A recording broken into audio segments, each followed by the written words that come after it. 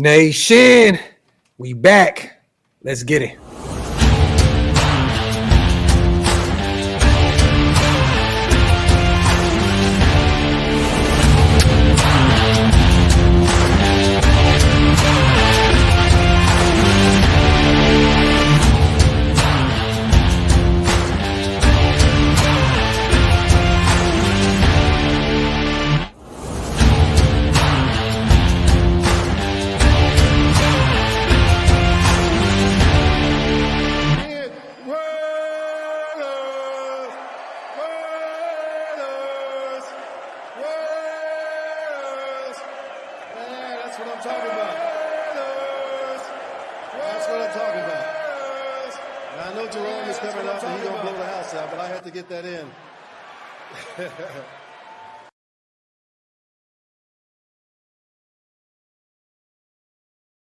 Yo, salute to everybody already here in the building, man. Y'all know what time it is. Welcome once again to our film studies. You know what I mean? I got my brother in the building, man, Dante over there at Eastcoast GridIron. What's good, bro? Oh, what's happening, man? I'm doing good, man. I told you work's got me in a chokehold. This crowd strike situation that happened. Yeah. They got me backing up data. I'm not even a data scientist. It's crazy. Well, it's a blessing as always, man, for us to be able to do this again, man. And we also have our brother, Big Mike Raider. What's happening, sir. Mike? Yes, sir. Shout out to the chat. Shout out to you guys, man. Let's get cooking. Let's get cooking. Great live from our brother last night. If you guys do not subscribe to Big Mike Raider yet, go subscribe to him. And also, we're going to have the Mob Fathers throw it all up and down the chat. Make sure to put East Coast GridIron's link in there, man, to support his channel. Phenomenal film breakdown and a bunch of other stuff. So go subscribe to one of our own, Dante, over at East Coast GridIron. Now, today, we're going to be talking about a linebacker, Ohio State's Tommy Eichenberg. This one I'm really happy about because this was a guy that during the draft process, you know, me and Big Mike, I know you did a bunch over there East Coast before you even knew who we were.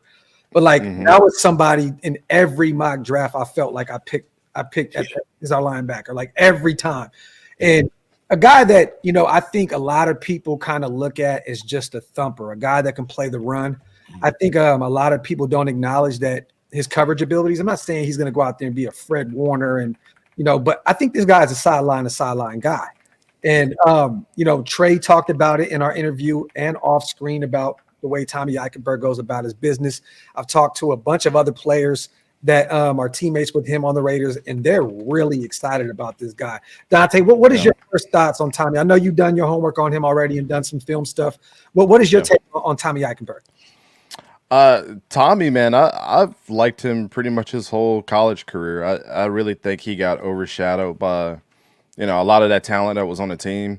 Yeah. Last year, I mean, you had a lot of guys that was on their front seven. That's what Jim Knowles is known for. So, you know, Jim Knowles is their defensive coordinator, came over from Oklahoma State when they had a stout defense. He's been there 2 or 3 years now, but he's really the godfather of the 4-2-5 defense. So, just something you know, to notice where a lot of defensive linemen and a lot of those linebackers get a lot of work. There's a kid that's going to come out this year. I always screw up his name. I'm not even going to try to pronounce it. It's like Tullius something. He's one of the premier edge rushers coming out this year. Jack Sawyer was like his I believe he was like number 33 on that defense. But Jack Sawyer is another guy that was like his teammate that he bumped shoulders with from time to time too. In that linebacking core, he played defensive end mostly. But yeah, I mean, Ohio State is rough and tough type of football team. And the film that I picked out today was actually against Michigan because we know Michigan has been about running the ball. I think he had about 7 tackles in the game. But really kind of get to see what you were talking about, that sideline to sideline kind of guy. I really think he's just a safety blanket. Like, if I had to give you a comparison of what his game is really like, is like a Bobby Wagner type. Not somebody that's going to, you know, blow the doors off, you know, get you those highlight reels, sacks and things. Yeah, he's going to remind you of the old school Raiders way, the old school, you know, linebackers that you guys used to have back in the day. So I think he's going to fit right in. I mean, if you don't really have him at the top of your list of people that might make the team towards the end of this training camp, you're going to see what he's about in the preseason. And like I said, if you're a casual fan, you're really not going to like this. But if you really like to get gritty with the 4-2-5 defense, you're really going to like what he does at linebacker. And Mike, what are we going to expect out of Patrick Graham this year? A lot of 4-2-5. 4-2-5. That's what we've been doing. Third year in the system, man. I mean, I would say he's the genius of the 4-2-5. I mean, he's shown it. We've progressed year after year under the system. So, you know, it's going to be interesting to see him under that same system. Yeah. And with, you know, question marks surrounding Divine Diablo. Like, you know, last year on his deal, you know, Spillane is a clear-cut starter, you know, but this may be a hot take, you guys, but I feel like Tommy can go out there and really beat Divine Diablo to be that second linebacker. I do. Like, I like if there's a camp battle and it's down to those two guys for that last starting spot, I do believe Tommy Eichenberg can beat Divine Diablo. You know, so I mean, we all know that Divine Diablo has the athletic ability to play the position. He's a gym monster, you know. But the only thing is that you've seen him on film for the last couple of years is that he's not making plays in the backfield. That's the big problem. Yeah, is that he's not making those impact plays. He's making a lot of tackles, chasing but he's them not down. making. Yeah, he's just not making them impact plays. So if Tommy Eichenberg can come in and make those impact plays instead of Divine Diablo, yeah, you can see him being replaced. Yeah, no, definitely. Yeah. Two guys you want to call out that work really good in this system if you don't believe in what Jim Knowles does as a front seven type of coach. Michael Hall got drafted a defensive tackle this year, and Javante Jean-Baptiste went to the Commanders. So that's two of his teammates that got drafted last year. Yeah. Usually only see one person from a defense, you know, every once in a while, but they constantly are putting guys into the NFL. So and this is a guy, Dante, that had a shit ton of teams look at him. Initially, I believe he committed to Boston College, but he took Ohio State over Michigan State, Iowa. There was Kentucky. And then I believe 2 years ago, he had a big Rose Bowl where he had 17 total tackles and one defensive MVP of that. So this is a guy, man, that is very, very productive. And I don't see it ending at the NFL level. And once again, AP, I've said this a million times, every time he talks about Tommy Eichenberg, he screams green dot, green dot, green dot. You know what I mean? So this is a guy that he believes in that at some point, if need be, he can take over responsibility. And that was my next question I was going to ask Dante. You know, the 4-2-5, usually that linebacker is the green dot. Now, is he on this Ohio State defense? Was he the green dot? Was that something that you've noticed? Some kind of the quarterback of the defense or the facilitator? It kind of seemed like JT, that edge rusher I was telling you about, was like the primary focus. Him and Jack Sawyer last year. Okay. For whatever reason, I just think that's what worked for him last year, but it gave Tommy a lot of, like his PFF scores weren't through the roof, but when you watch him on film, he's really fun to watch because I think Jim was like, just go out there and go do what you do. I don't really think if I had to pull Jim Knowles in a room and ask him about Tommy, like, did he really have an assignment or was he just be there and help out wherever you can? So, I mean, in some aspects, a lot of guys that wear the green dots, they run their own schemes in their head depending on where the play's going to go. Like Bobby Wagner, I was telling you, like, he's not going to drop back in coverage if he knows definitely he's going to have his intuition that something's around to do. Some seen this 1,000 times, right? Yeah. But I mean, I think you're going to see a little bit of that. I mean, he definitely communicates with the teammates, get them set and things like that. You could tell that he was really a veteran of that team. And just like the Ohio States of the world and Alabamas and stuff that a lot of people don't give these big school credit for, is when those guys get brought in, they usually stay with the program long term. Like, and this is a guy that was there for a while too. So, experience pays at the end of the day. So I know a lot of these kids that came out this year are 22, 23 years old, but Tommy was good and he got better every single year. And I think that's kind of his trajectory as well, is like what you're going to see with the Raiders is, he's different than Robert Spillane. He's different than, Devon Diablo. He's different than all those guys because he's,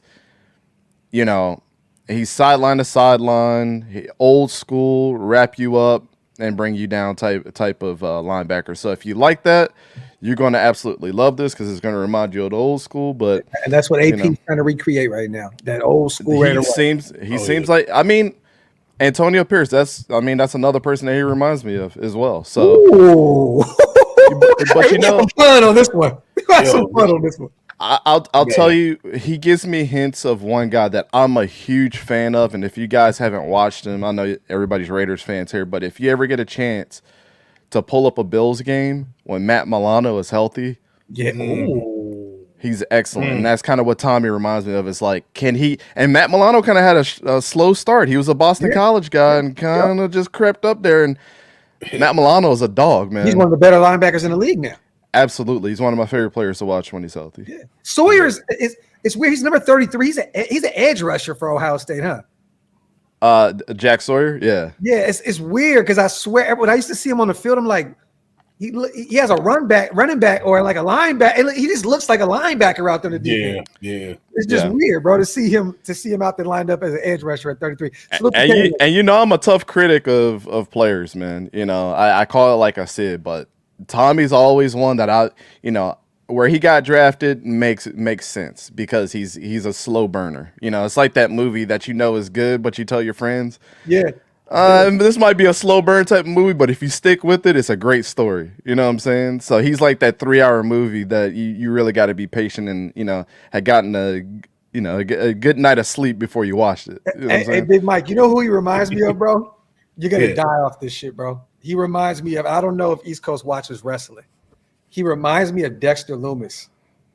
Oh, yeah. That straight, like, yeah. 5'6", like that. Yeah. That just, like, he looks like a serial killer, bro. Right, yeah. He just carries himself like a maniac. Like, that's who he reminds me of. A lot of those guys on Ohio State. My linebackers. Yeah. A lot of those guys on Ohio State, one of his best friends on that team, go look at Cade Stover, the tight end for them. Yeah. Looks like when I seen him at the combine, he was everybody was lined up to use the bathroom, and he's sitting up there like a serial killer. I'm like, bro, I don't know how many urinals is in there, but just let him go alone, brother, because you might not come out alive. Yo, real quick before we get to this, let's make sure we shout out the greatest live in YouTube history, man. Salute to all our people in the building. Make sure y'all wipe them feet, man. Break them thumbs. Pay your bar tabs, all that good shit that Shieldmore says, and like the thumb and all that good stuff. And if you're watching over at Big Mike's Raiders channel, man, salute to you guys. Thank you guys for pulling up. Also, we know Dante will be uploading this at some point on his channel. If you guys get an opportunity, make sure you stop what you're doing and go subscribe to East Coast Gridiron as well. And hit that subscribe button on all 3 channels. It definitely helps us all remain in the algorithm. Salute to Mondo, Top Beast, the My Fathers are in the building. Hug. All my guys, salute to Jenny as well. We appreciate you guys for being here. Now, what are we doing? This is Michigan. This back-to-back Michigan games that we get to watch. Yeah. I mean, you want to see them against the prime. We get JJ McCarthy this time, though. Yeah. You just want to see me talk shit on JJ. I was waiting. I threw the bait out there, and I was waiting to see if Dante was going to take it because I know you can't stand it. You're going to see me lose my mind because I don't think JJ's all that great. But all right, let's get it rolling, man, so I can move this screen around and get right. For sure. All right, so let me go ahead and bring this over. Salute to Mondo in the building, man. That content. I've heard that in a minute, man.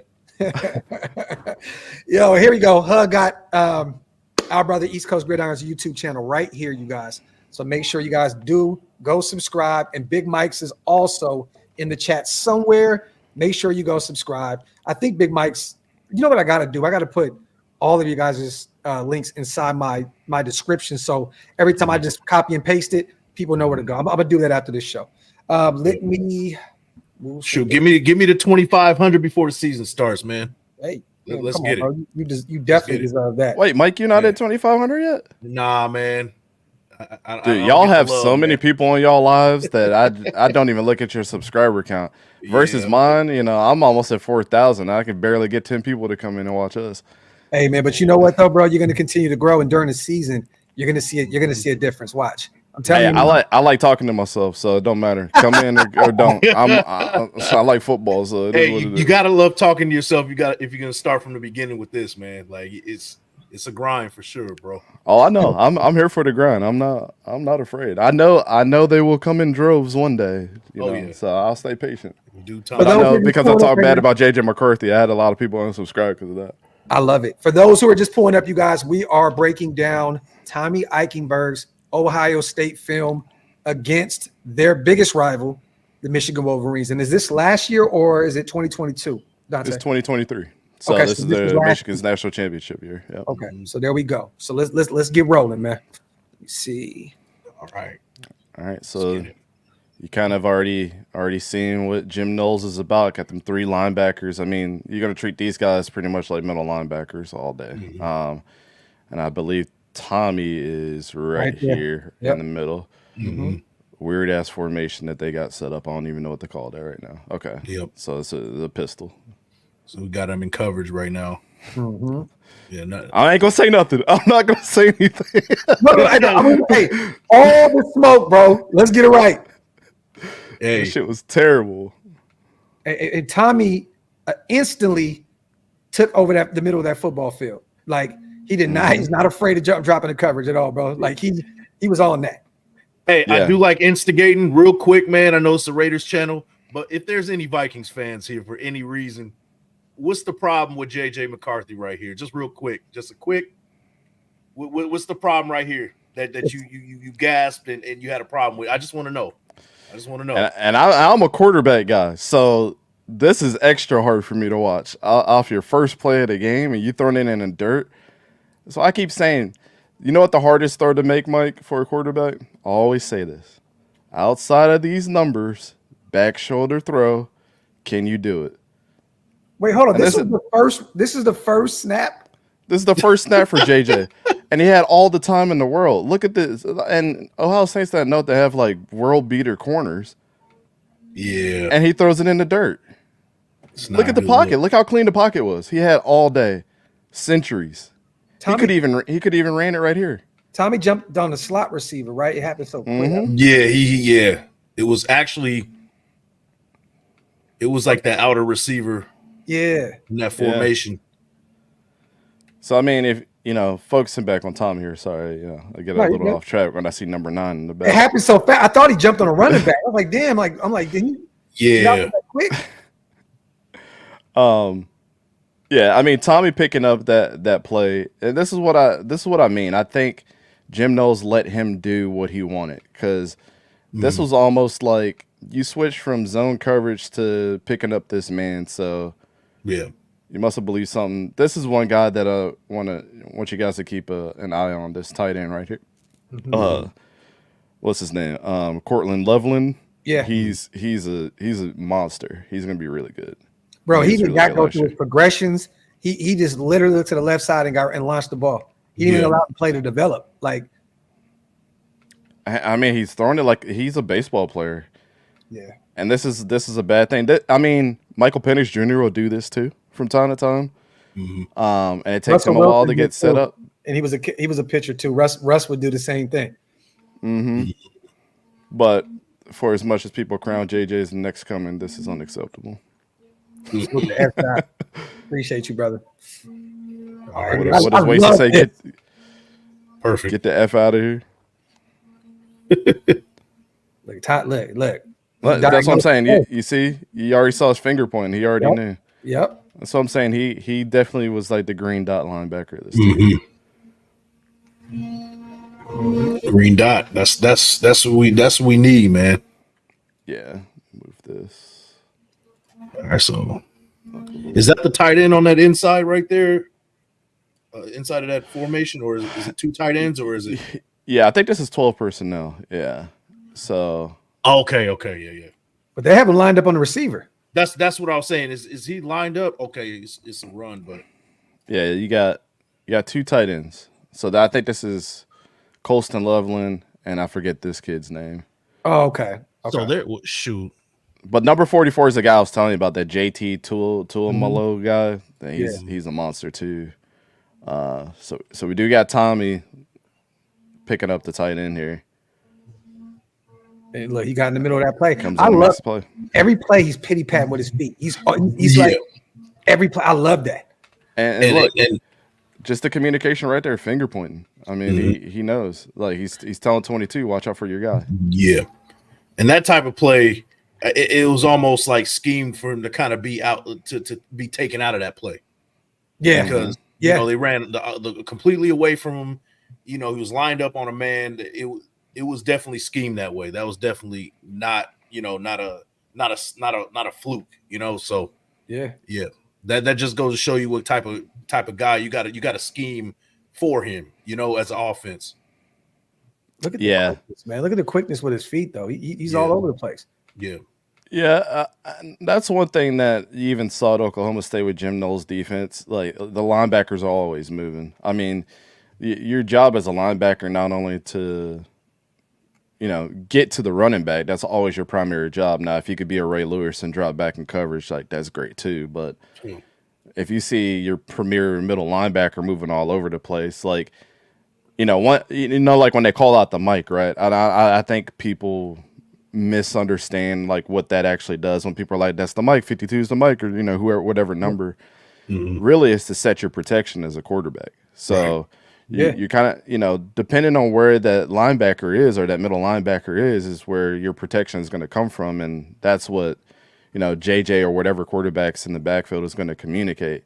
So a lot of people like, why are they calling out the middle linebacker? It's because of that. But when you see this guy moving sideline to sideline, it's like, I don't even know what protection to do. And that's all Jim Knowles. So I like what Dana said. She said, I think he is moving out to watch the screen here.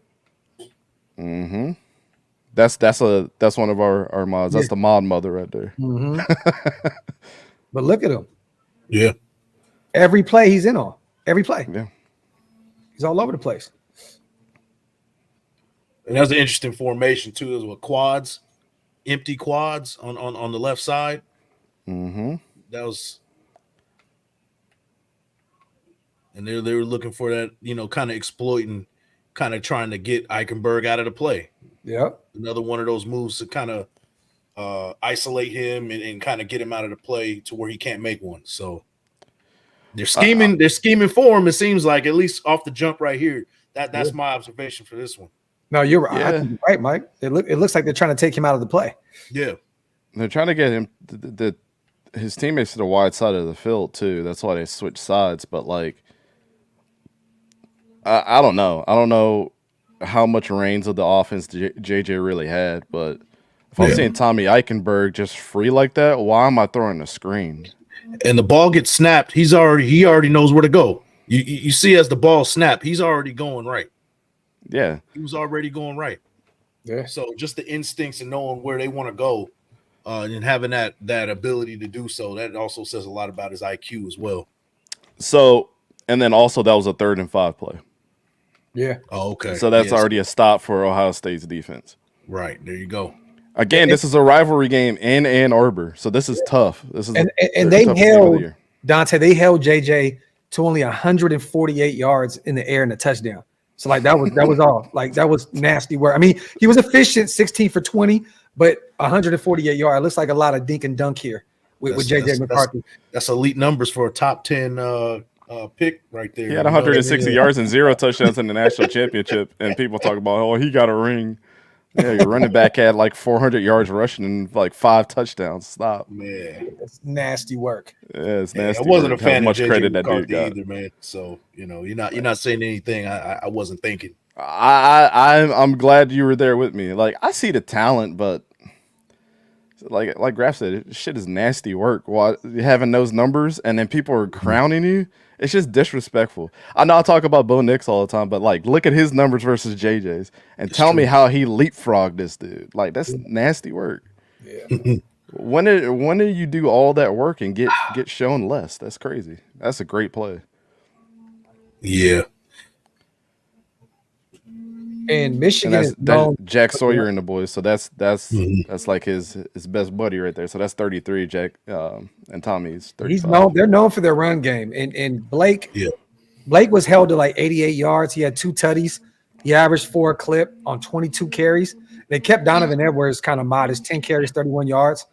So yeah, they had. I think Donovan Edwards only had like 400 yards or something like that last year. Damn, man. See, I think he's gonna be one of the ones. Like I like Donovan Edwards. Yeah, me too. He started to get his way towards the end of the year for sure. I mean, he showed up in the national championship. That's the only game that you need to really show up in. Right. Yeah. Let's see.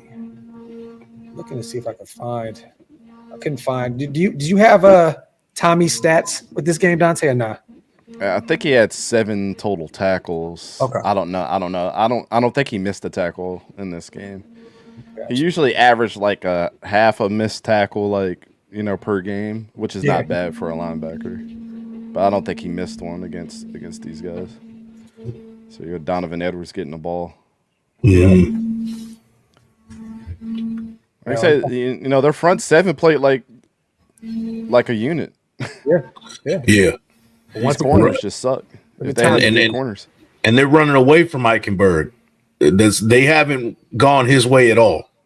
It's, you know, they're running on the opposite end of wherever he is. Every single play. So far, at least. Yeah. Yeah. So we noticed a little bit of motion out of this is Colston Loveland. So this is the tight end again. Moving in motion to get into the inside of this trips formation. And you already know who's going to be lined up on him. He had a big game. This he had like 5 receptions for 88 yards. He didn't have a touchdown, but he averaged 17.6 a clip. So he had a big game for Michigan. Yeah. What's the down and distance here? Sorry, I didn't check that out. Oh, it's another third down. Third and 4. So Colston Loveland's in motion. He notices. He moves out. Dropped in coverage. And he's watching JJ's eyes. Yep. One thing you got to notice too for a linebacker is how much, and notice the pressure that these guys are going to give. This is how you know if you can let off of this guy or not. He's not going to be able to make this throw without it getting either batted down or something bad happening. Right. So as soon as he noticed it, he's trying to sprint across the field now. Yeah, that's way too far for him to make that throw, and he's not going to get anywhere with that anyway. So yeah. So that looked very Robert Spillane-ish, Big Mike. It looked very Robert Spillane-ish right there. Like just the way he's using his feet, the way he's pointing and diagnosing. It literally looked very Robert Spillane-ish right there to me. Just a little quicker. Yeah. Again, this is something that I always like out of, you know, what I notice out of linebackers. It's something that doesn't get noticed a lot, but if you're in frame of the play, like this is the frame that he should be in. This is how we used to watch film in high school. This is how I used to watch film with players I coached. Yeah. Where's he at? Right here in frame of the play. Yep. Automatically check high motor off the list. Like because he initially moved to the right and then he ended up on the complete opposite end of the field. So yeah, you're absolutely right, man. Yep. 7 tackles, 3 solo, 4 assists. Salute to Dana, the mom, the mom father. Yeah. All right, so we're gonna get my guy, man. The boy Blake Corum in there. This was Ohio State's only loss of the year as well, you guys. Yeah. Yeah, their only loss, but a big one. Yeah. It kept them out of the playoffs. Corum is one of them ones, though, bro. Yeah. Did you see how much he bench pressed at the combine? He's a monster, bro. It was like 40 reps or something. He put up 220 like 40 times. Yeah. He's a small dude. Man. It's like 5'8". Right? 5'7", 5'8". He wasn't even 5'8", man. I think he was like just below 5'8", like 5'7" and some change. Yeah. Yeah, that's crazy. Yeah. That's what I noticed right here, too. I noticed right here, Eikenberg moving guys around. Yep. He's definitely a green dot.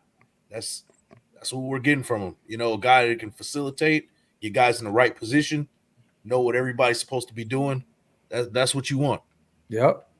So there was a thing. So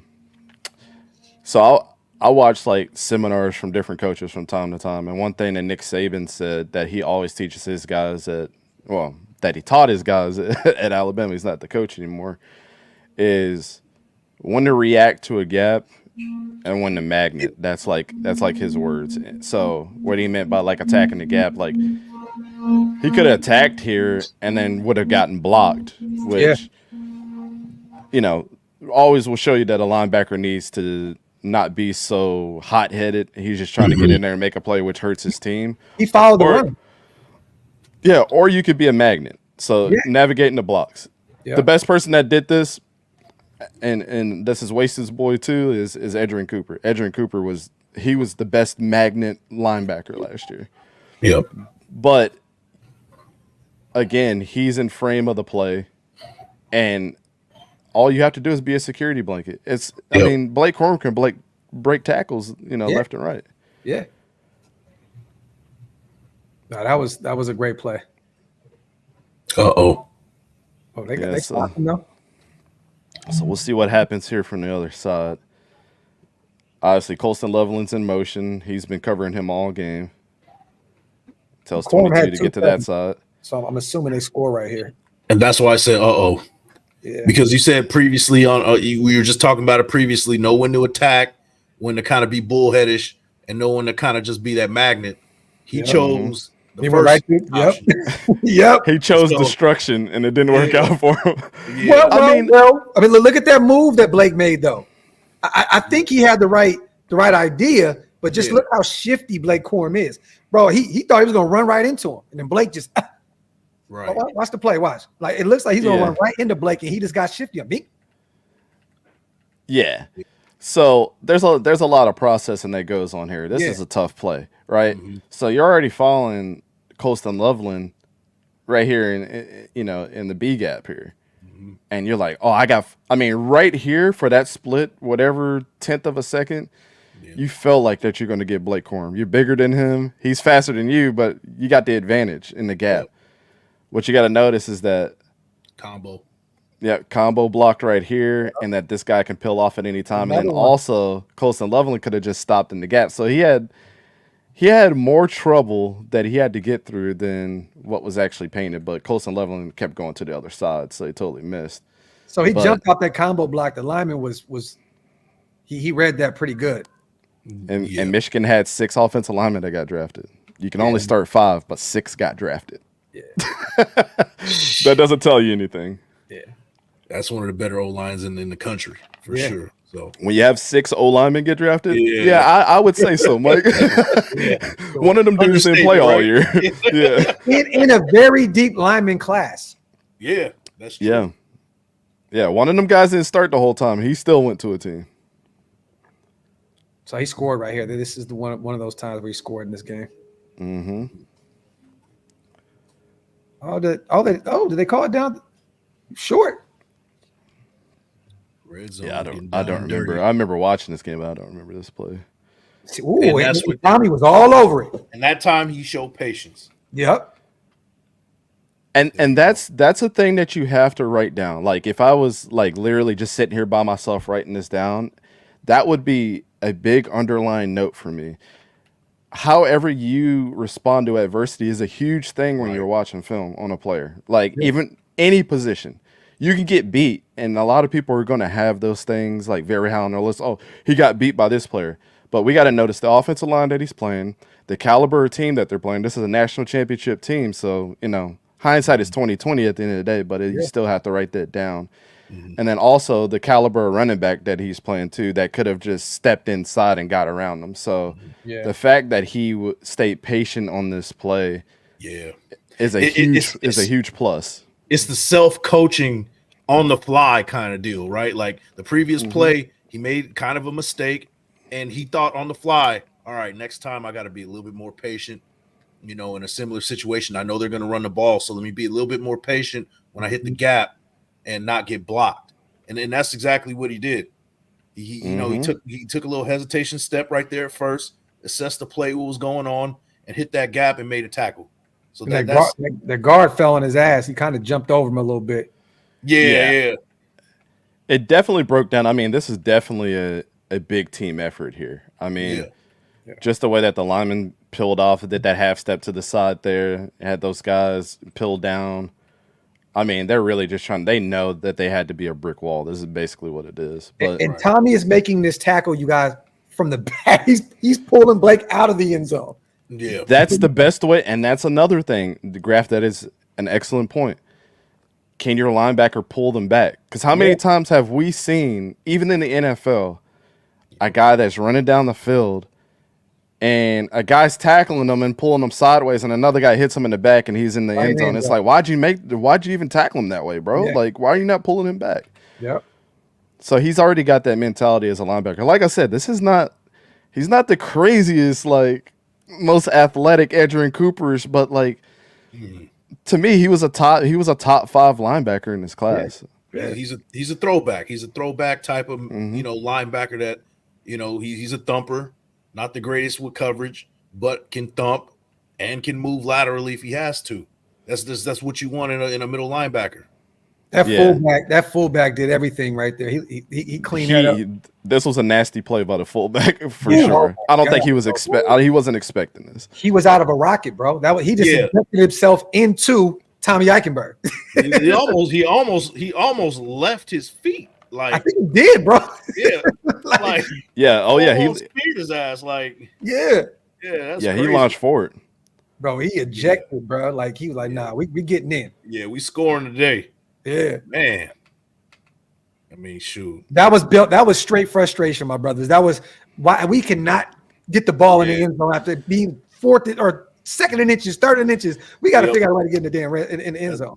Yeah, that's a frustrating fucking play for sure. Yeah, like definitely. This is not going to happen to Ohio State next year. I'm telling you right now. This is absolutely not going to happen. Even with Tommy Eichenberg going, but they just don't have that firepower like they used to, even on the offensive line.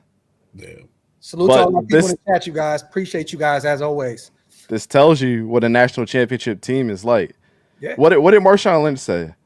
He's like, how you gonna handle when a motherfucker hit you in the face over and over and over and over? Yeah. Like, this is what happened. I mean, everybody in the chat wouldn't want to play against Michigan on that drive. That shit's frustrating. No. You go back to the sideline and basically you go to the Gatorade stand and you spray that shit in your face real quick. Oxygen. Give me the oxygen. Yeah. Yep. And Jim Knowles is over there yelling at him like a motherfucker right now after that shit. How the hell did y'all get manhandled by these dudes? Yeah. What you gonna say? Coach, you're better than us. I mean, what the fuck? Real. All right. JJ with his first nice throw of the game. Yep. Yeah. But you said it. He was dinking and dunking all game. Didn't even break 200 in that game. So that Johnson? That was Roman Wilson, I believe. Oh, Roman Wilson. Okay. Man, he's one of them ones. Yeah, he definitely is.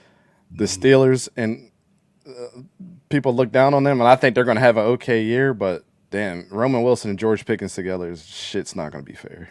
And Roman had 3 receptions for 36 yards in this game, so that's a testament to the Ohio State defense.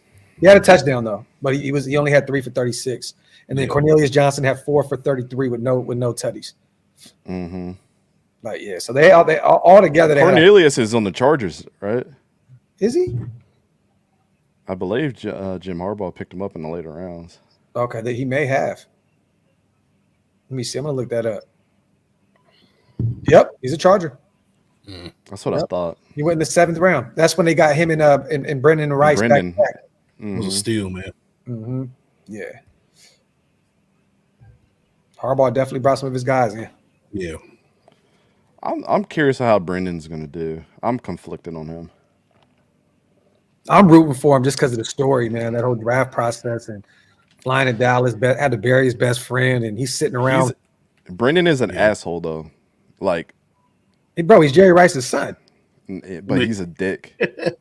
I mean, bro, he's literally the son of the greatest wide receiver of all time. You know what I mean? Like, I hate to say that about any player, but like at the Senior Bowl, he was just like too good to do interviews with anybody and was very short answer. Man, it's like, bro, you're here to do. I don't give a fuck that you're Jerry Rice's son. Like, you ain't Jerry Rice yet, homie. You're never gonna be Rice. Yeah, you better hope you're just a fraction of what your dad was. An ugly ass running motion that he's got. Shit is crazy. Once again, all over the place. There you go, in the mix. Mm-hmm. Mm-hmm. Let's see. Who is 22, Dante? I don't know who 22 is off the top of my head. I'm just seeing him out there a lot. He's linebacker. He looked like a running back to me. Yeah. He looks like a tight end too. Yeah.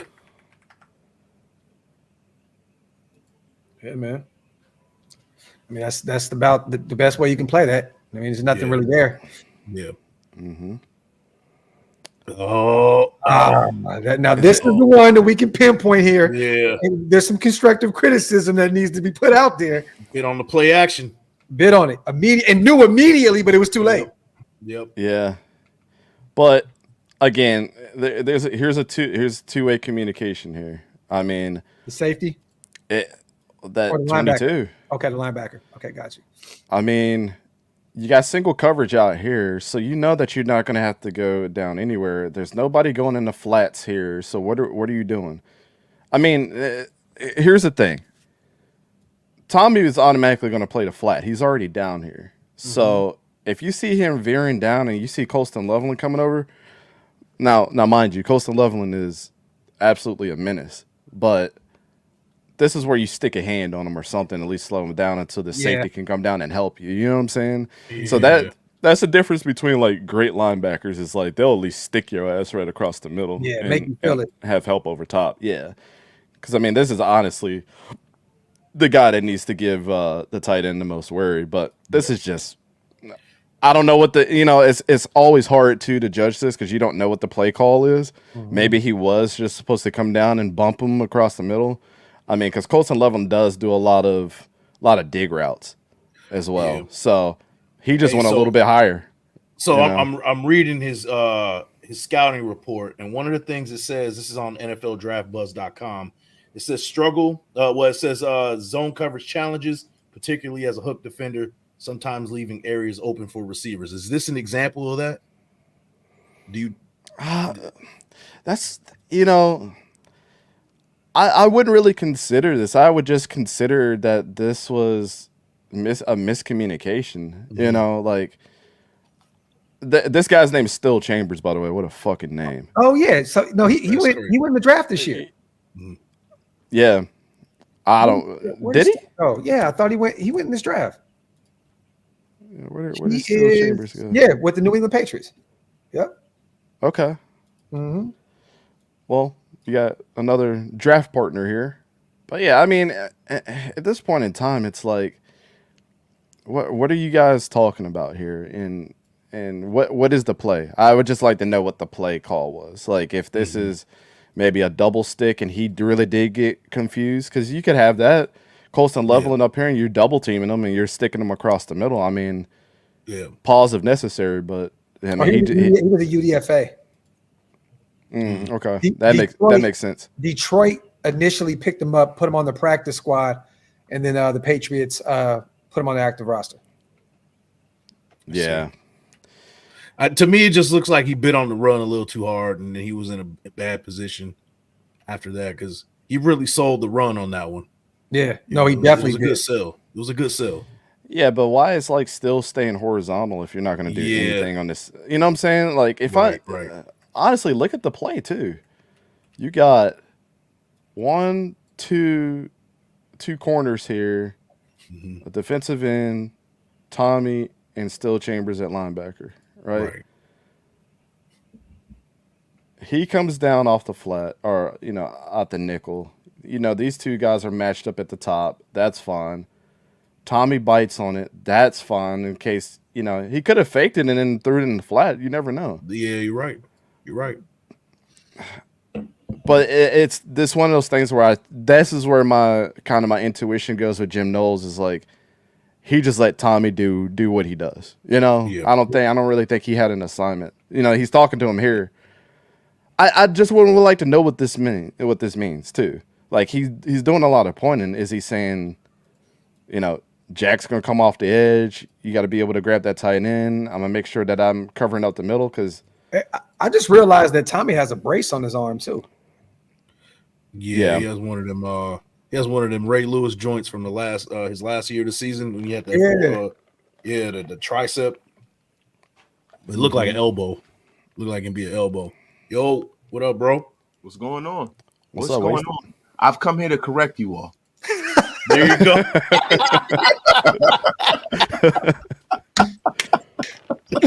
Having some fun, man. We over here watching, Tommy man do his thing. He's looked really good thus far against the best team in the nation. Yeah, man. I tell you who doesn't look too bad, JJ McCarthy. No, he's looked bad. Listen, right there. He had a bad game. We were just going over what he did in this game. He was 16 for 20, I believe. He had 148 yards and he had one tutty. So that's Alex Smith type of numbers right there. Yeah. I mean, what you want him to do? You want to throw 6 touchdowns on Ohio State? That's a rivalry game, man. He had an efficient game and he won it. Dante, being a top 10 pick, I expect him to throw fucking 5 or 6 touchdowns. Whoa. Dante, you do not let this man come over here and derail your show. You know that the hatred that you have for JJ runs deep, King. Do not allow this man to come over here and act as though he is a serviceable quarterback. Listen, man, hold on. Applaud me, everyone, for coming here and derailing the show. Applaud me, everyone. Big Zoom. Big Zoom, everybody. What are we looking at right here?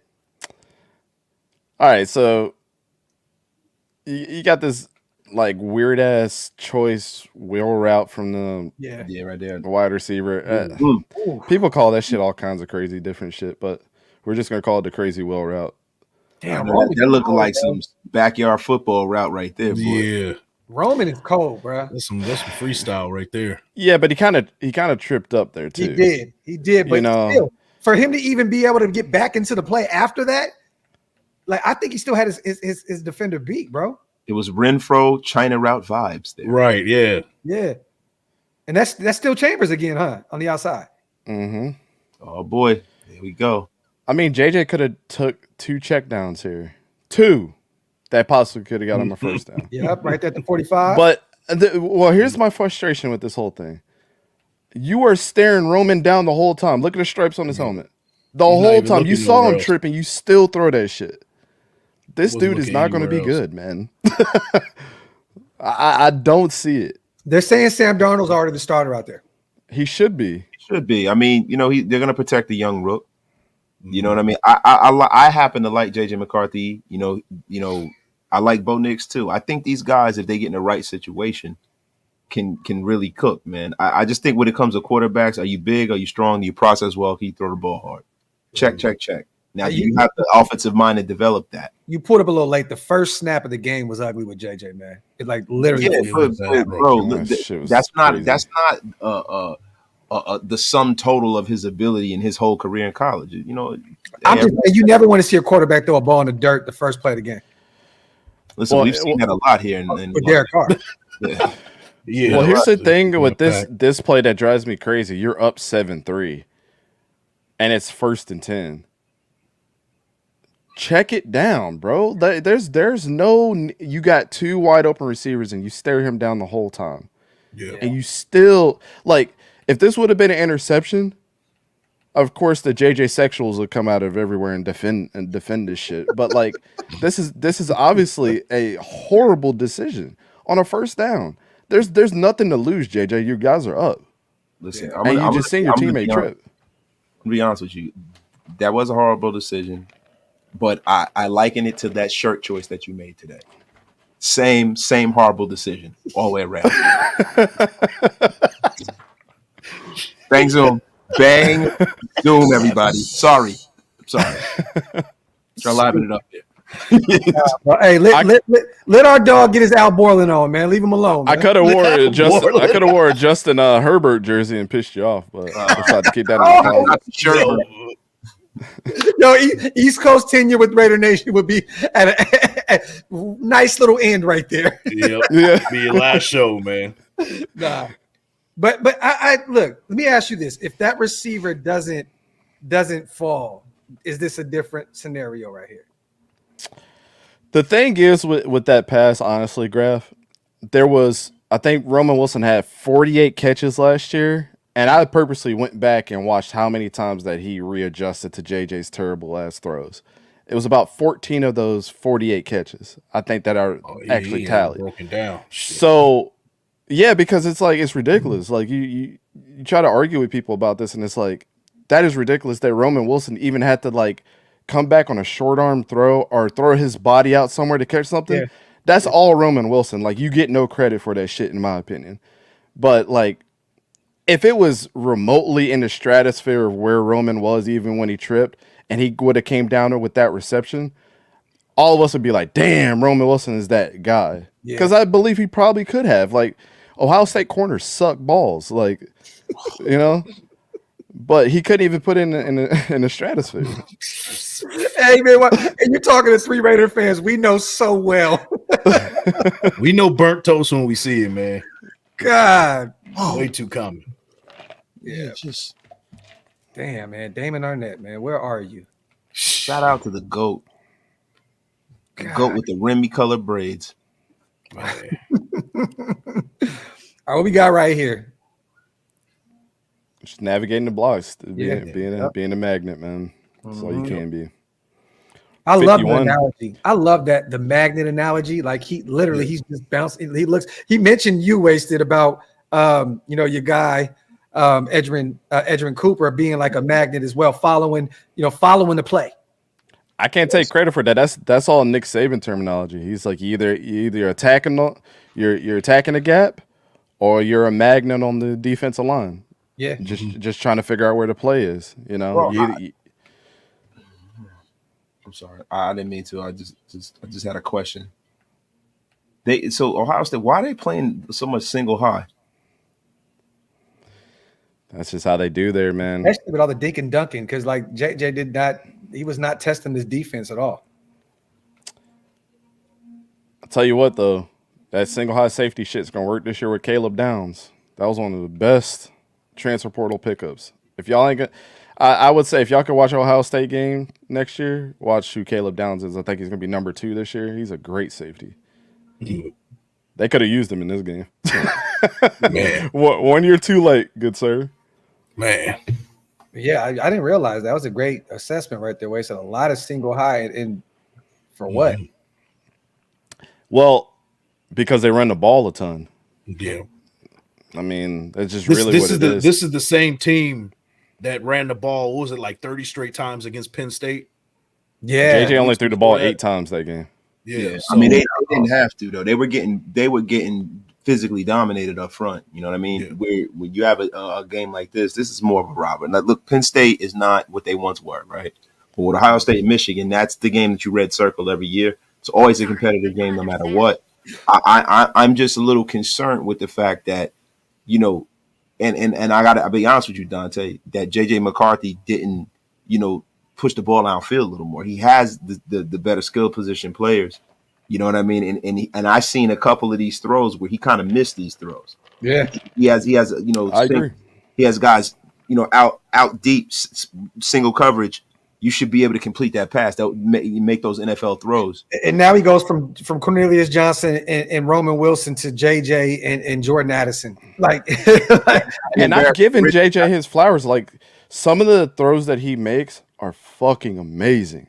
Yeah. Like, he can thread the needle, but like you said, it's the consistency and like, are you going to challenge yourself at the next level?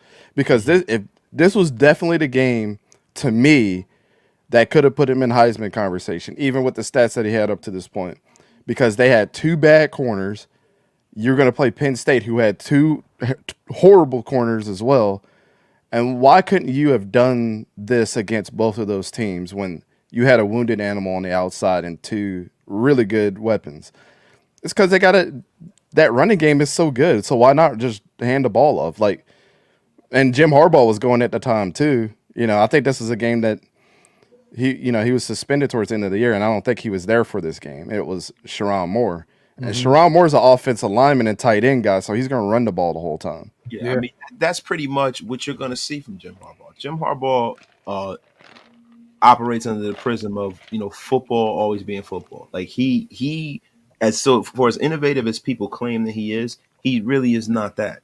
He is an old school smash mouth football coach. And he's a guy who, plays field position. He doesn't want his quarterback to take too many chances and turn the football over. So I think watching this game is a microcosm of what we can expect to see from the Chargers this year, because they are lacking in a skill position standing. They are lacking. Minnesota has a nice ground game as well. I know you were talking about Harbaugh, but with JJ going to Minnesota, having Aaron Jones come over, Ty Chandler had a pretty good season last year. You know, I think they're going to be okay with what they got. I got CJ Ham, I believe, a few other guys over there. Yeah, they got pretty good line over there too.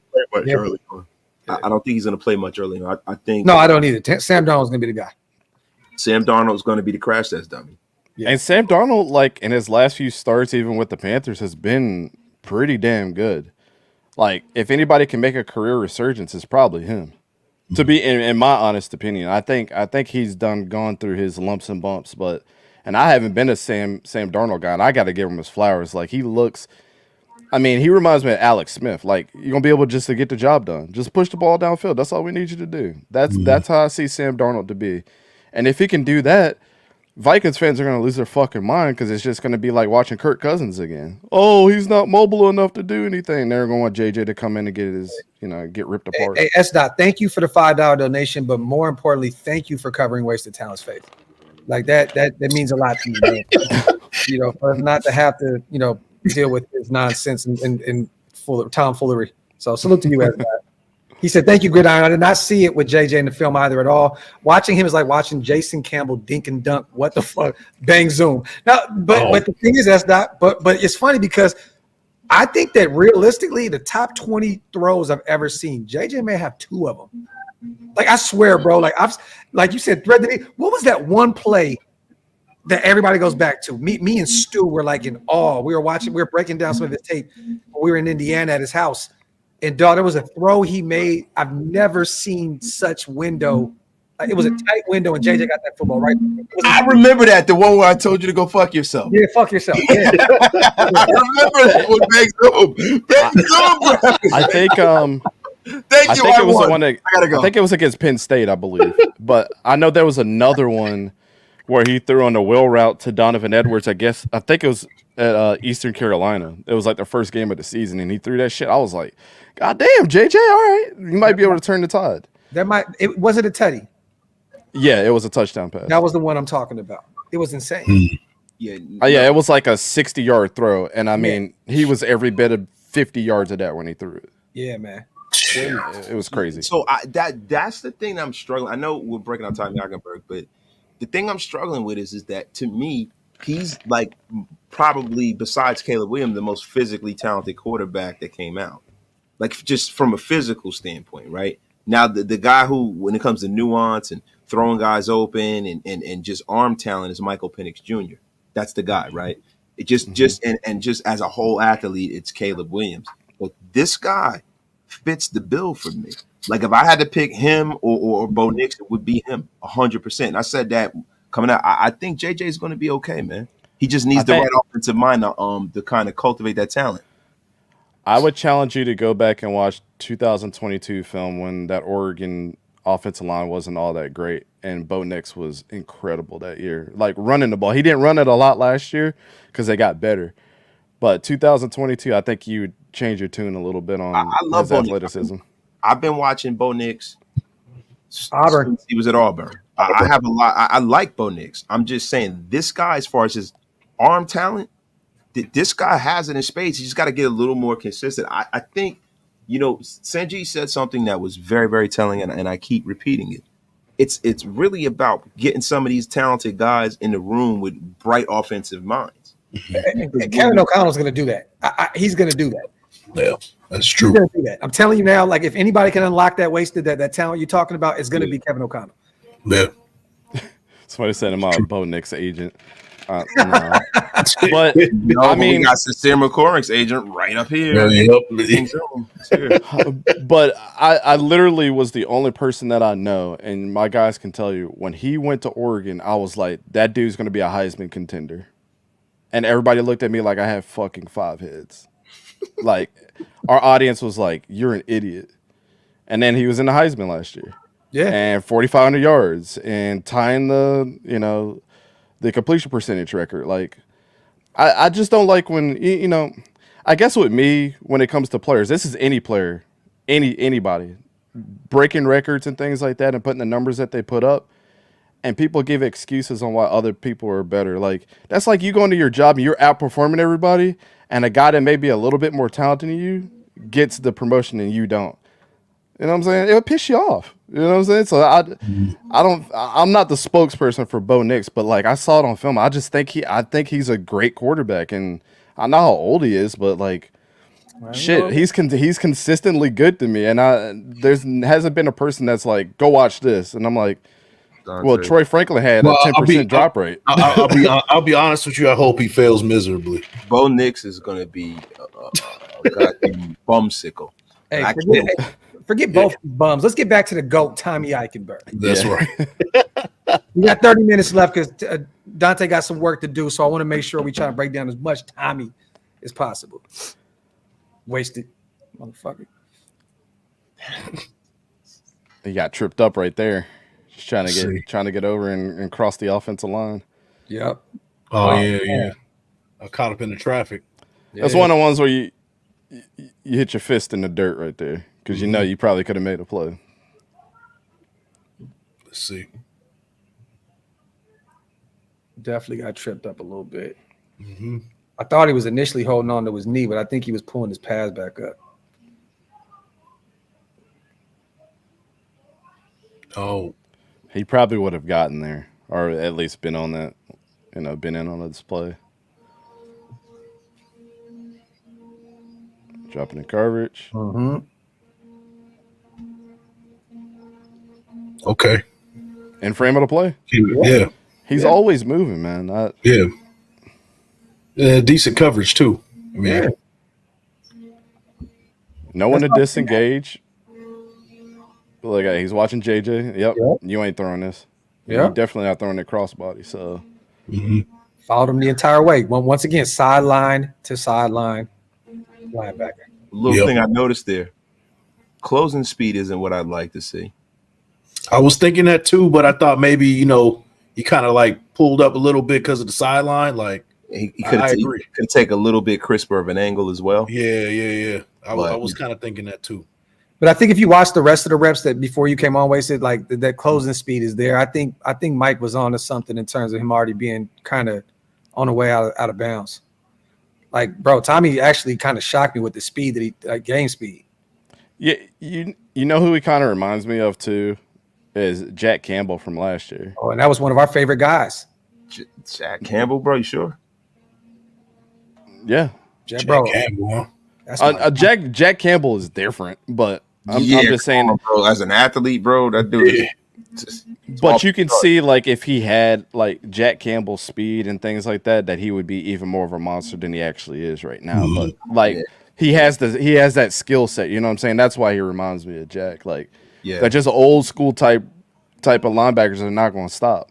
They got a high motor, and they look faster on film than they probably actually. You know what I love about him right now? I love how he has his eyes in the backfield and he knows exactly what gap he's going to shoot. ITK 35. My bad, wasted. No, now you can see soon as the ball, he knows exactly. His eyes are in that back. He knows exactly where he's going, man. That right there is like 80% of the battle being a linebacker, knowing and knowing where your eyes should be. Knowing what gap you should be shooting and knowing where you're supposed to be, man. That's 80% of it right there. That's one thing about this kid that from what I can see, man, I don't think the gap between the National Football League and college is going to be a big one for him from a mental standpoint. Oh yeah, especially with stopping the run too. And another thing is from a linebacker, you want to read those keys. What he's reading here is he sees two pullers, and he's following where the pullers are going in that situation. Yeah. So. That's for sure. An underrated thing that a lot of people might not have noticed why this is such a good play too is you can use your teammates to come in and make a play. You see 91? Yeah. Get out my and he way. makes sure that this guy wasn't going to get up. So it looks like he's tackling his own teammate, but they kind of tell you to do that because it's a safe bet. You're not going to tear any ACLs, but you just make them fall on them. Mm-hmm. Sometimes you see that in the trenches in the NFL. That's like an NFL type thing. But you know what's crazy, guys? My bad, brother. I didn't mean to cut you off. Somebody asked if he had any injuries. He actually dislocated his elbow in this game. So is that the brace? That's probably what it is. Yeah. What a horrendous throw. That's your goal. And it's like, why would you throw this? Why? He's got hands on him the whole way. It's not necessarily a bad throw. It's the bad decision. Like, I don't know what yeah. Well, yeah, I agree with you there, but the difference between him and Sam Darnold on this play is he throwing back shoulder to Roman Wilson in a sticky situation. You know, Yeah. it doesn't have to be the home run hitter, like the first down marker. This is all you got to do right here. As long as you get here, and if you get to the one and it's not a touchdown yet, you got two big ass running backs that can punch it in at any given time. So and Dante, and it's the thing, he's at the liberty, right? Especially if the receiver breaks the route off and breaks towards the sideline, that you can protect the football by throwing to the sideline, so where either it's an incompletion or a catch. You know what I mean? Like, he has that liberty right there. So it's a little weird, man. That he ain't, one thing I don't see is him throwing guys open. I don't see that skill set. He has all the physical ability, but I don't see that. I don't want to turn this into the JJ McCarthy show, though. So let me be quiet. I'm sorry. No, you're right though. I mean, I agree with you there. And some games he does, when he throws them open, he doesn't lead them. He just throws on the route instead of above the route. That's like another thing that I've noticed from him. But NFL quarterback too is going to put it right here. Yeah. I love, like you said, wasted. Like, dude, somebody's going to have to step out, but the wide receiver is going to know and has already taught himself that 2 feet in bounds, or in college, 1 foot in bounds. So, at any given time, you're giving Roman Wilson at least a birthday gift if he does catch it, but you give him a chance to do something. You throwing it outside on the other pylon doesn't do shit. But was that Tommy that went through traffic and got to Cornelius Johnson on the outside?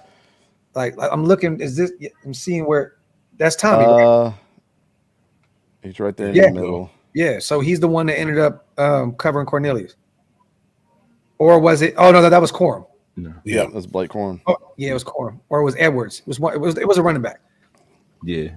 Okay. Yeah, it's cool. But it's good that he put a hat on him, so he got out of the backfield. Maybe a little last second, little dump off or something. So good play, positive play. Mm-hmm. If you could throw any of these fast dudes off routes by just bumping into them, it's better than not doing anything at all. No, it's facts. Right. Fakes the blitz. We saw this a lot with the Raiders with Spillane last year too. Look at that window. This is what I be talking about with JJ though. Then he'll do something like that. Yeah, bro, it's like whoa. Two defenders, bro. That was a tight window. Yeah, it was in the league. And Graphk, I thought we talk about Tommy Eichenberg. Bang Zoom. I know this is your show, but I had to bring it back. But I was saying about Eikenberg. That's something that type of stuff that you would see with Spillane on that with the defense last year, kind of faking the blitz and going out in the coverage. You saw similar things with Spillane. So that was a beautiful throw, bro. That throw was ridiculous. Holy shit! I think that was the one to me. Y'all liked it? Y'all like this throw? Bro, I love it. This is one I criticized. That it's a gamble. I don't think in the NFL this shit is even a completion. It's not. Well, and Roman Wilson had to, and it was behind Roman Wilson, to be honest. That is such horseshit. Hold on, so explain, Tay. I want to know what's your thought process behind. I think that this was a lucky throw.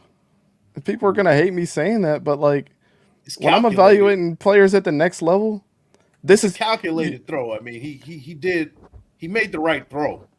People call me an idiot for Malik Willis. Malik Willis did this type shit. And is he a starter? He's fucking trash. He did this. He did the same type shit. Like Mr. Liberty.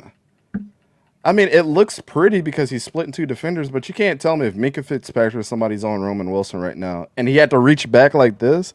Like, this is what I'm saying. It's like Roman Wilson to me made this play, having eyeballs behind his fucking head first of all, but splitting 2 defenders that close. A safety's knocking that down or at least intercepting it. And I'm not trying to hate on JJ. Like, yeah, it looks pretty, but like this shit is not an NFL throw. And Ben Kirk said the same thing. He played in the NFL and he reviewed the same film. And he said the same shit as me. And he played in the NFL. It looks nice. Now yeah, it looks nice. Correct me if I'm wrong.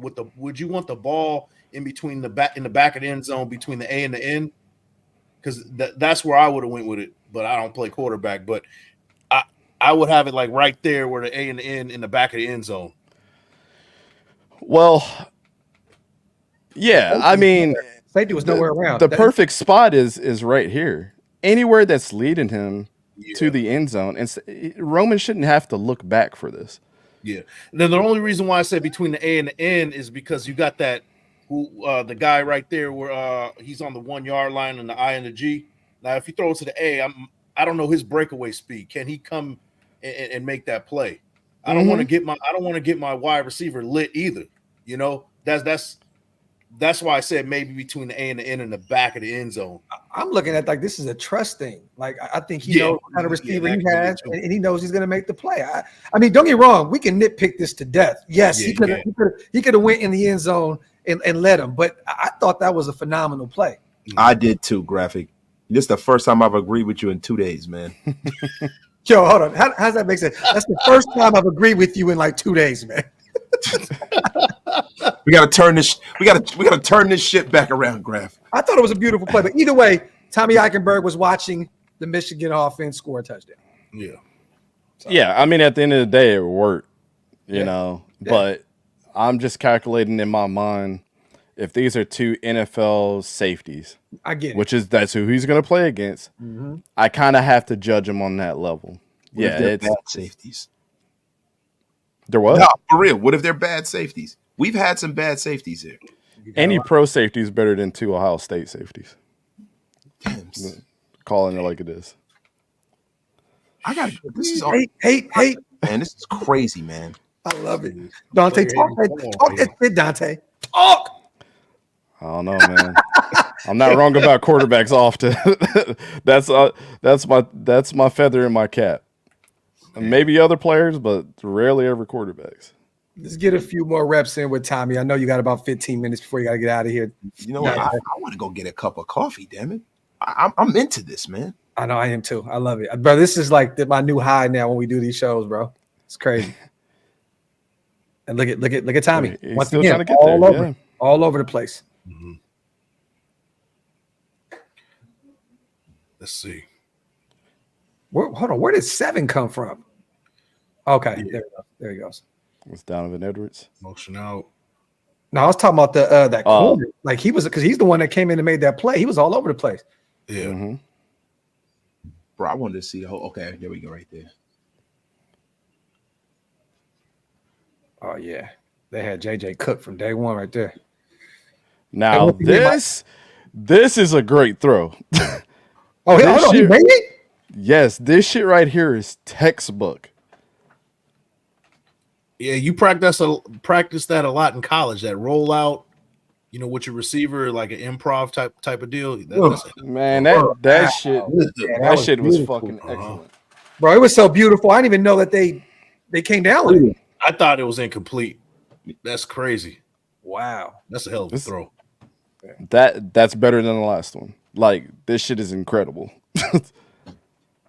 I gotta see this from this angle. This shit, damn. But this is the skill set that JJ does have. I mean, I've said this, and I mean, throwing off his back foot. Yeah. Look at that, off his back foot. Yeah. Oh, another tight window. Beautiful. Shit is nasty. Back foot too. Yo, that was beautiful. Clip it. I actually said something positive about JJ because people said I didn't say anything positive. That's the first time I've seen him run the ball at Tommy. Yeah. Outside of that one play where they scored, you know what I mean? They had a fullback just full-fledged eject. Right, yeah. Yeah, that was well, what's so good about this play from him is 77 came up and gave him that work, and he still peeled off of him. He didn't quit. Yeah, he didn't. There's no quit in him. Like, I didn't hear the damn whistle, so I'm still working. And the running back wasn't down yet. Let's see. Look, he's getting worked, and he's like, "Nah, bro, this ain't over yet." And he's the one that's on the ground. They may have given Tommy that tackle. They may have been one of those 7 that he got. Yeah, I'm sure that was an assistant tackle for sure. Yeah, that's good. And like you said, this is a NFL caliber. All these guys got drafted. Yeah. So that's why this film is important. Yeah. Right. I could have pulled the Rutgers film out, but you know what I'm saying? Like nobody wants to see him against Rutgers. Let's be honest. Yeah, man. Right. There he is on another play. Yeah, that boy cooked. Oh yeah, he's getting busy. And with the big ass brace on. Yep.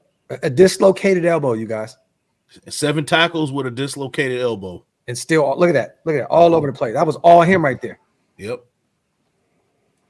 And we talked about it once again, Dante, him bringing him down from the back. Like this was not a situation where it was just downhill. Yep. And he's out there covering the flats. Yep.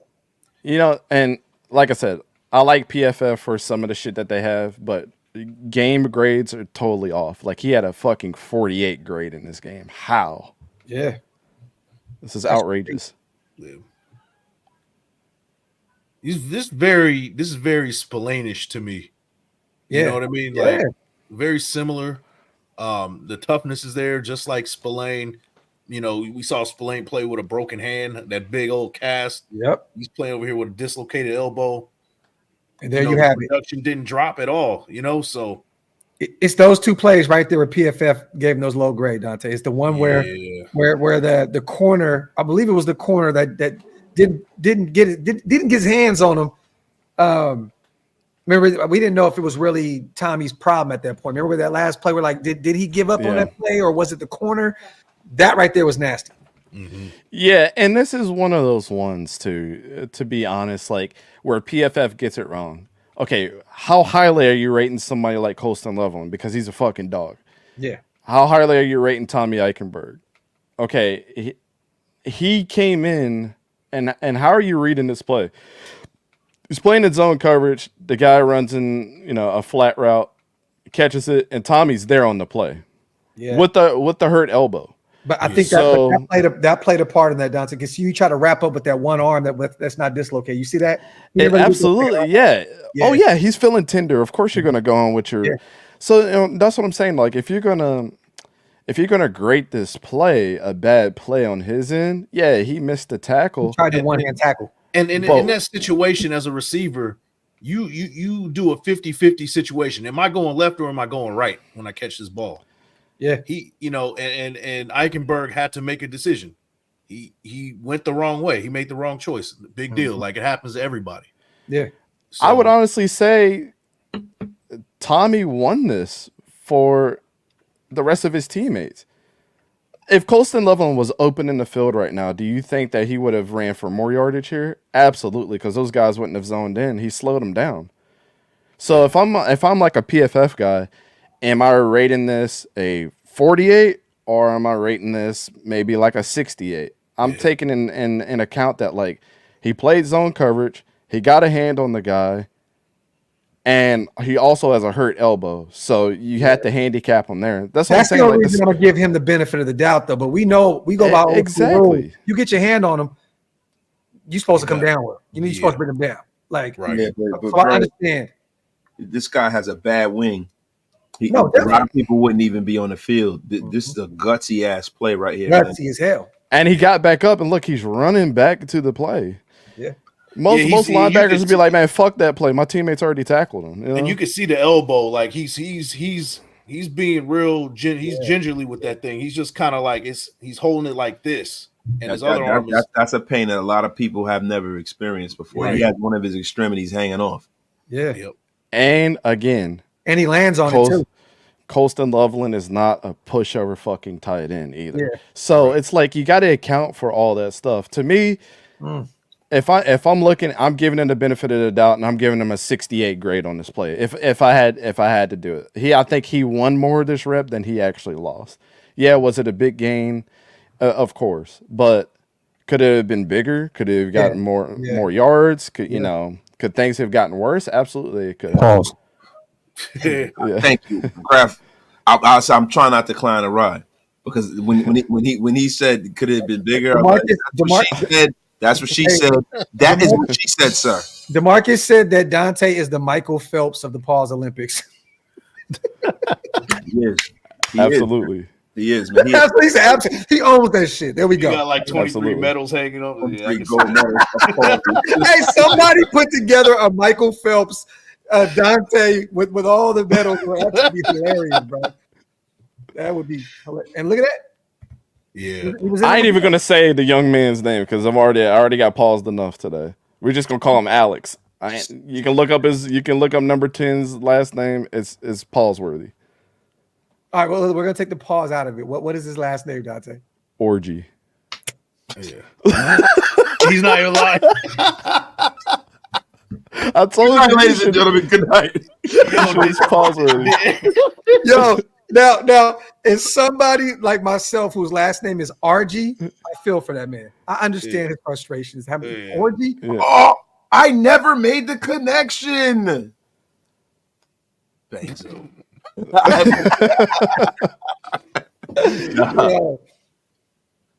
But once Hey, again, didn't RG3 say something wild about this dude? Like he was announcing for a game or something for Michigan. He said something wild about. Yeah, he said Alex Orgy has the body of a Greek god or some shit. Yeah, he and said everybody was like, "Whoa, pause!" It was like, Mr. Caligula himself, right? man.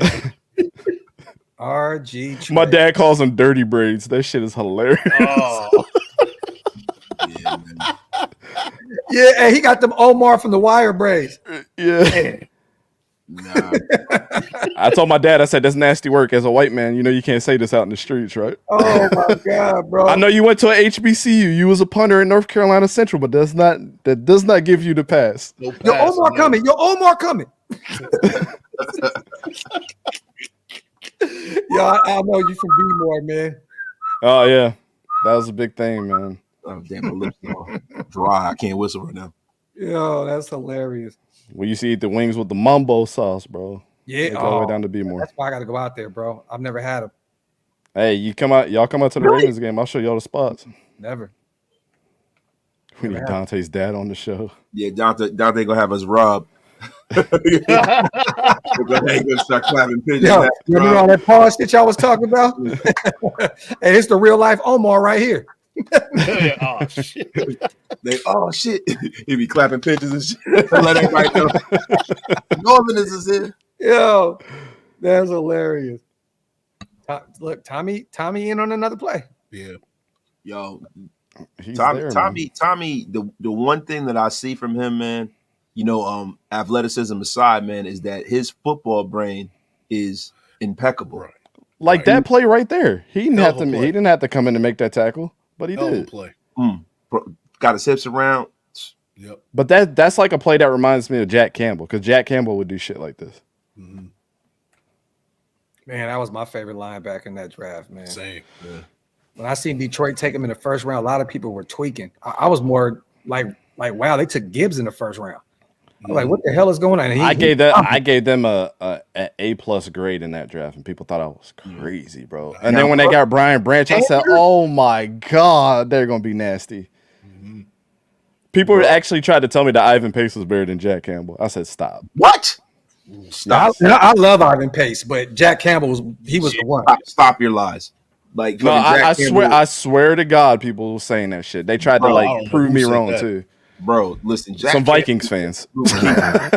Jack looks like a physical specimen. Like Ivan is undersized. That was the reason why, he went where They he were went. like, Ivan won all the linebacker awards. I said, he didn't win the one that matters, motherfucker. He got the Dick Buckets. Pause. Bang zoom. Go ahead, get me. Hey, big butt kiss. Yeah. That is the worst name in the history of names, bro. Like, he had to be a beast too, which makes it worse. A Hall of Fame linebacker with a name like this. 3 pauses in one. Yo, listen, man. Nobody encapsulated that name better than J-Ro from the Alcoholics. He said, "No, you can't touch this. You got a bad name like Dick Buckus. Welcome to the next level of round catching." Was that the call it what you wanna call it? That was a welcome to the next level. Oh, okay. You can't touch this. You got a bad name like Dick Buckus. Welcome to the next level. I forgot that shit. Yeah. This guy said the Ohio State hate is nasty work. Hold up. Who's hating against Ohio State? We got about 5 more minutes for Dante got to get out of here, man. I'm making sure we sticking to our. Yeah, let's get this last play in right here after this one. Damn it. It's better. I got my coffee, I got my DuckTales cup. I was ready to cook, man. Look, Huey, Dewey, and Louie. Dick, butt, and kiss. That shit is nasty work, man. Nasty work. Hey, man, look at that. Look at him in coverage on coverage. Look how deep he was down the field. Yeah. Wow, look at JJ, though, with the wheels. You would make a Tommy play about fucking JJ. Here we go with this shit, man. It's nasty work. What an excellent play to leave the film study off on. Traffic too, and he kind of recovered. Yeah, yeah.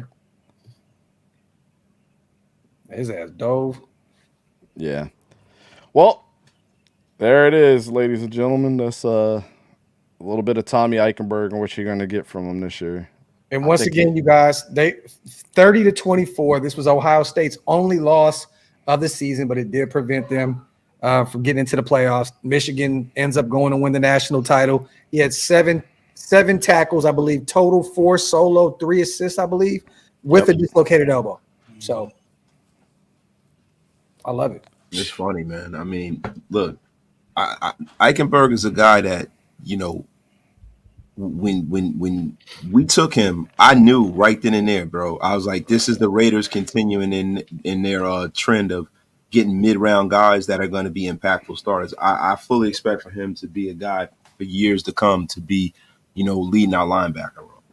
I really do, and I think, you know, this year he will be on the field a lot this year because his instincts are second to none. The one thing that we wish that Divine Diablo had was timing. If you can give, you know, Divine Diablo, Tommy Eichenberg's football IQ and his he'd be all pro. He'd be freaking Luke Kuechly, man.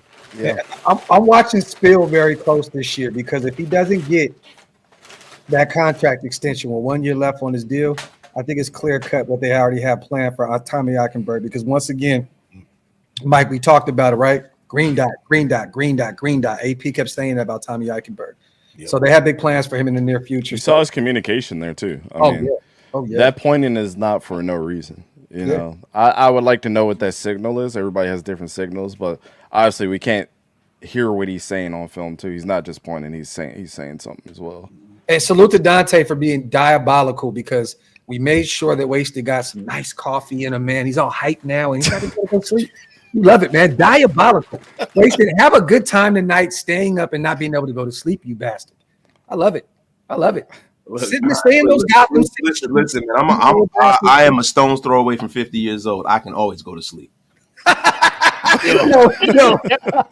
That's facts, bro.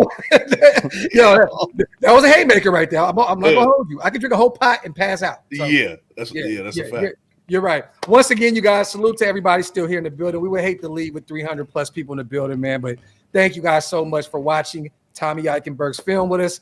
Next week, we have MJ Devonshire, and we have some the Cameron Richardson out of Mississippi State. We're going to break down both of those games with one little, film session. So maybe next year, maybe next week, a couple hours. Maybe we could do an hour each if you guys have the time for it. This is the problem. This was going to happen. What's going to wind up happening is people are going to like Devonshire better than the Cameron Richardson because of the big plays. But the Cameron Richardson is 6'2". He's athletic, and he was down in the SEC chasing around Malik Neighbors. Yeah, so something that we need to take in context. Right. Because he did have what I believe MJ had like 4 picks last year, somewhere around there. He did. You know what I mean? So he's definitely a ball hawk, man. But I'm telling you right now, man, the Cameron Richardson is a guy I'm gonna keep an eye on, man, because I think with his size and his athleticism, man, he should translate pretty well to the National Football League. Facts. Well, shit. Once again, you guys, salute. Dante, get out of here, man. Go handle your business. On the way out, you guys, wipe them feet, hit them thumbs up, hit the subscribe button on all 4 channels, man. Big Mike Raider. For everybody over there watching over there, everybody go follow our brother Dante at Eastcoast GridIron, and go follow our brother Wasted Talent also at Raider Nation Unlimited. And if you guys are new to my channel, make sure you guys hit that subscribe button. Also, we will be back next week with more film to break down. Salute to you guys. More gritted than iron. The grid down. Salute to you guys, man. Have a wonderful night. Salute. We out. See you guys.